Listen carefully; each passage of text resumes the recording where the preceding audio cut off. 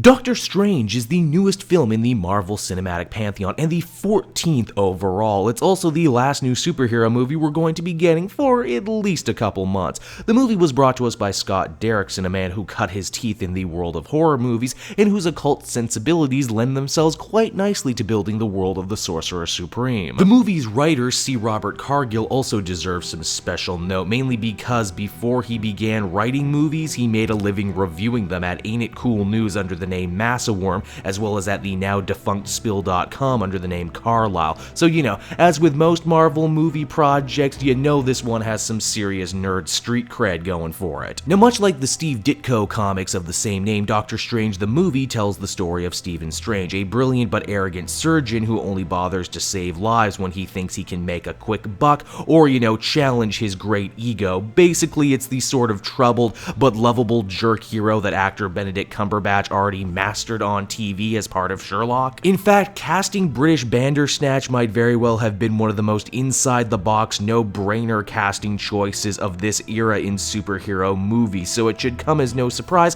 he did a really nice job, especially when we stop and consider how in the broadest strokes, Strange's stories of a jerkwad who learns to be a good guy only after a near-death experience, in this case a car crash that cost him the use of his amazing life-saving hands, could very easily have come off as a retread of Tony Stark's arc from Iron Man. However, unlike Stark, when modern Western medicine fails Stephen, he goes on a quest halfway around the world to awaken his spiritual side to heal his hands. In doing so, he goes to Carmertage, a magical school overseen by Tilda Swinton's the Ancient One, an unaging sorcerer dedicated to protecting the Earth from extra-dimensional threats. Even before the movie came out, the Ancient One was something of a lightning rod for controversy, as in the comics, he was an older Tibetan man. This change and moving most of the cast from Tibet to the much more neutral Nepal no doubt was, influenced by wanting to affect the movie's ability to be shown in China. The important thing here to notice is that Swinton does a real solid job in the role and nails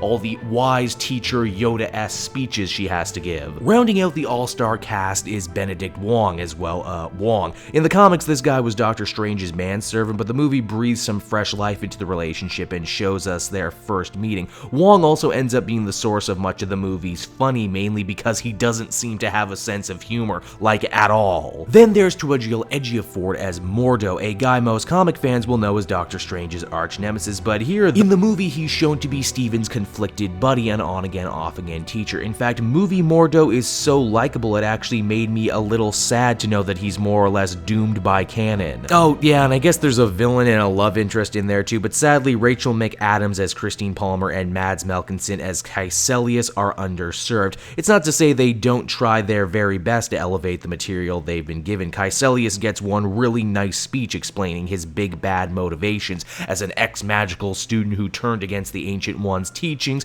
but he's a really minor character from the comics with not a lot of places to go. Now, a lot has already been made about the movie's Inception-esque action scenes, and yeah, they're all super cool. The worlds shift and twist around our heroes and villains, spells get slung around, and we get to see a ton of magical items like the Cloak of Levitation get used in combat to help spice things up. I saw the movie in 3D, which as far as I'm concerned is the only way to see this one. There was all sorts of debris that came flying at the screen. It was really enjoyable. But shocking as it might sound, it's not the action parts of the movie that left the biggest impact on me. It was the magical training / rehabilitation stuff that I really wish got more time to breathe. Oh sure, we see Stephen Strange struggle at first, but it seems like he becomes a master of the mystic arts in the span of just a few scenes. And even the moments that felt like they should have been longer, like Doctor Strange needing to use his powers to save his life, kinda get sped over so we can get to the next big action scene. The movie also deals with the theme of time, seemingly for no other reason than if you've been paying attention to all those lovely Infinity Stones that make up the backbone of the overarching narrative that connects all these Marvel movies together, then you just kinda happen to have to do time because that's the gem you drew from a hat. If nothing else, this does offer up one cool scene in the finale where Strange must confront a foe way out of his league in a clever fashion, but to me, it felt like the regular old magic that the movie was about and the time magic were just a little in conflict with each other. Doctor Strange was always going to be a hard thing to adapt, but I truly do believe they managed to pull it off, mainly by realizing early on that Stephen Strange himself is only one part of a much bigger, mystical, multiversal often trippy as hell machine. I was also pleasantly surprised to see they don't forget the doctor aspect of Doctor Strange. By far my favorite part of the movie involves Stephen having to come to terms and rectify that his own do no harm oath kinda clashes with the dangerous work that defending the Earth can often be. Stephen is a far cry from the super soldiers, weapons manufacturers, and assassins that make up a lot of the heroes we've seen so far in the MCU, and he definitely carves out a nice little corner for himself in it. It's also very clear that they want this to be the start of a brand new big trilogy, because despite a lot of the fan service that's offered up in the movie, they hold back on quite a few of the big Strange-isms from the comics.